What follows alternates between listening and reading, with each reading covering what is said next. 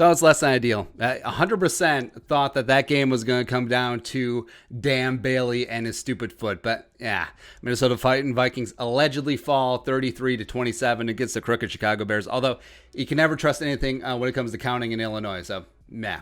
But yeah, I just thought for a second that Hail Mary, if Cheeseburger Eddie Jackson had just for 2 seconds just had like greasier hands, that falls straight into BC Johnson's mitts and just like, it's rough. It's rough. And yeah, I know it's easy to be frustrated, but going from 1-5 to being in the playoff hunt towards the end of the season, yeah, you'll take it. It was fun in the middle, as well as the experience that these young guys are getting together, learning to play, sometimes win together, going to pay massive dividends for the Vikings in the future. And also, I mean, Vikings offensively, one offensive line piece away, ideally replacing Dakota Dozier. You have the best young wide receiver in the National Football League in a decade. You have the best running back in the NFL. You have a great tight end combination, not including Kyle Rudolph. You have the best red zone wide receiver in the National Football League in Adam Thielen. Kirk Cousins not pulling big time boners. And people are all right. So I've been skeptical about Kirk Cousins the entire time he's been here, and the first 6 weeks of the season, very easy to cut him, move on with life, draft a future franchise quarterback. You should still draft a quarterback anyway. But Kirk, since the bye, has played like a top 5 quarterback in the league. Like, if you're blaming any ounce of this game on Kirk Cousins, you're wrong. You're wrong, bro. Offensive line, Kubiak play calling. There's lots of other blame to go around. Kirk Cousins was not the issue on Sunday, but, you know, is what it is. Vikings unfortunately fall, but we got winners and losers. So let's get into it. Winner number 1. Hold me closer, Cameron DANTZLER. So I got love for Cameron DANTZLER, man. It's been an extremely up and down year. He's given up some big time plays. He's made some big time plays. He had one on Sunday towards the end. Interception on 3rd and goal. Bears had all the momentum at that point. Could have easily sealed the game. But also he came back after he got cleated in the calf by Anthony Harris. Why has Anthony Harris got beef with Cameron DANTZLER? But second career pick, had his first one against Jacksonville, then had 3 tackles and a broke up pass. Big time play, a big time spot by Cameron DANTZLER. Vikings' future is bright at cornerback, him and Gladney. Well, Gladney's got a little bit more to, we'll work on it. Winner number 2, Justin friggin' Jefferson. Oh my goodness. F. Kirk. Come on, throw the ball, man. So 8 catches, 104 yards, and 11 touchdowns. Beats Randy Moss' single season receptions record with 69 catches. Nice. Jefferson this year has 73 catches, 1,182 yards receiving, and 7 touchdowns. Also, stat watch, if he posts 195 plus yards receiving in the final 2 games, over the final 2 games, he will eclipse Anquan Bolden's rookie yardage record of 1377, set in 2003. So, woo! You love it. Offensive Rookie of the Year, who? I get it. Justin Herbert is going to be just a guy. Like, he's going to be a decent quarterback. And I get that Offensive Rookie of the Year is a quarterback award. Like, if you can fog up a mirror and throw for 2,500 plus yards, you're probably going to get it, right? So, but Justin Jefferson is going to become the best wide receiver in the league. So, okay, a good quarterback, best as position very soon. Whatever. Winner number 3, Dalvin Cook. So we said that the Vikings getting away from the run against the Bucs, even when they got down 24-6, was a mistake because Dalvin was carving up the Bucs for 6+ yards a carry. But yeah, Dalvin 24 carries, 132 yards, and a touchdown, 5.5 yards per carry, just carving up. Yeah, everyone's mind sticks out. All right, so the 4th and 1 stuff, the 3rd and 1 stuff by Dalvin Cook, but I mean, Dalvin was owning, man. He was absolutely getting after it. Also 5 catches for 27 yards. Best running back in the NFL. And it's a paradox. Is that this offensive line is so good at run blocking, but they're questionable pass blocking. It's rough. Winner number 4, our guy, Tyler Gronklin. So we hyped him up this week. Tyler Conklin, a.k.a. Gronklin. First career touchdown, a 30-yard bulldozer in the second half, keeping the Vikings in it. 3 for 57 and a tutty on 4 targets. Him, Irv Smith, the future. Bye, Rudy. Deuces. Winner number 5.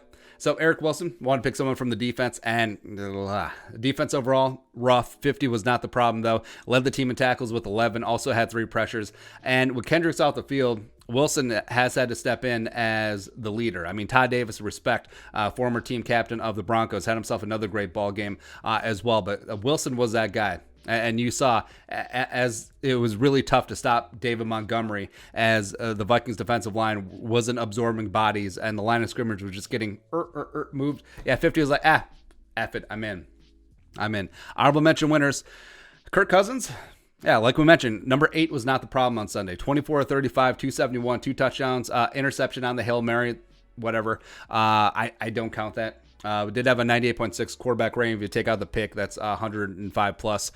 Did have 3 sacks on him, was under heat all day. Can't wait to look at the pressure numbers. I wouldn't be shocked if Kirk Cousins was under pressure 50% of his dropbacks. He fought through all of that. Vikings dragged their ass back. And yeah, like Kirk was not the problem. He was not the problem on Sunday. Next up, so Todd Davis. First career sack as a Viking in the first quarter. Also had the pass breakup on third down before the half. And, just not enough good performances. You look at Wilson, you look at Harris, you look at Davis. Harrison had himself a game too, but the rest of them, it's two things. It's either a player is not talented or they're not executing. And I actually think that it's more the former. Right, so you can yell, scream all day long. Is Shamar Stephen, is Jaleel Johnson, are they premium NFL defensive interiors? I don't know. Is our guy Afadio Denebo, is he first tier starting caliber?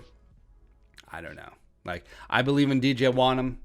I like Hercules as a rotational guy, but through attrition with all the injuries, yeah. Also, honorable mention winner Dan Bailey, I guess, 3-point afters, also made a 22 and 24 yarder. Congratulations for doing the bare minimum of what your job entails. As really good at talking today, Adam Thielen. I know it's ironic because talking is the bare minimum that our job entails, but man, Thielen, all he does is catch red zone touchdowns, 2 catches for 11 yards, and a touchdown on 3 targets. Come on. Also winner, TCL Performance Center for getting all the patience and business this week. How many injuries can one team have? It's becoming idiocy at this point. And now the losers. Bears fans. Just kidding. All right, so the Vikings red zone offense. Twice they were inside the 10 and they settled for field goals. Do you think those 8 points might have been just kind of a big deal? Just a smidgen. Also, the Vikings run defense. David Montgomery looked like Gale Sayers back there, as well as a combination of like Walter Payton and Thomas Jones, sure. But no Michael Pierce, no Eric Kendricks, no Jaleel Johnson, Shamar Stephen, Hercules Mataafa, just wasn't up to the task. And also, Shamar Stephen. So I get that Andre Patterson is fully committed to him. He loves him. They call him the big fundamental. But when Michael Pierce opted out and the plan was to have Shamar Stephen play nose tackle, no. This thing was due. Like, the coaches, I respect coaches that are loyal to players, but their decision to ride with Dakota Dozier and Shamar Stephen was a massive disservice to the rest of this roster. It just was. Dozier should not be starting in the league. Shamar Stephen should not be playing the amount of snaps that he is. It's just, yeah. And also Rushman, where are you at? Like, very little pressure all day. Also, no idea why James Lynch's ass remains firmly planted on the bench. When he finally got to play against Seattle, like, he only pushed Damian Lewis, the third-round guard who was playing like one of the best rookie guards in the league for Seattle out of LSU. All James Lynch did was bull rush a 330-pound man, bench press him, and get a sack on Russell Wilson, one of the most mobile quarterbacks in the league. That's all he did. That's all. What else does he have to do? Also loser. So Kubiak play calling, especially on that 4th and 1, especially in that last sequence, just after Cameron Dantzler got the ball back and then Kubiak on that entire drive, nah.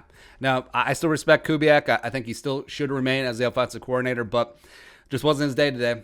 Just a little bit rough. Irv Smith dropped the touchdown front corner of the end zone. Now, would they have called that back because Cousins could have been over the line? I don't know. Still hang on to it and see what the refs do. Gladney, man-to-man, that moonshot against Allen Robinson was rough all day. Chris Jones was atrocious in coverage all day. Also, he missed another tackle. Drink. Vikings offensive line. Cousins under pressure all damn day long, and it was everyone. Although, I think Brian O'Neill played a pretty good game, just trying to watch in real time. Khalil Mack didn't really do much. The massively overrated Khalil Mack. Shocker, right? Also, you couldn't get an inch on 4th and 1. But yeah, Dakota Dozier needs to be jettisoned from this team forever. Also, so the refs picking up that flag on the hit on Kirk Cousins. By the way, shoulder to head is still a penalty. Geniuses. And also the 2 play clock issues on the right end zone, one against the Bears, one against the Vikings. It's just complete idiocy. 2 weeks in a row, well, actually like 5 weeks in a row, the refs have made horrible calls. And again, you have to play better than the refs ref. Last week against the Bucs, it's hard to do. It's hard to do. Also, did you see it in the Falcons-Bucs game? That spot on the Leonard Fournette? Can't keep Tom Brady out of the playoffs, but nah. But is what it is. Your record is what it says you are, what your record says you are. Nailed it. So the Vikings, best 6-8 team in NFL history. And I know, just lose the extra games and get a better draft pick. Now, screw that noise. Friday, Christmas Day, jam it down the chimneys of the Saints and just put coal and poopy in all of the stocks. And I don't care.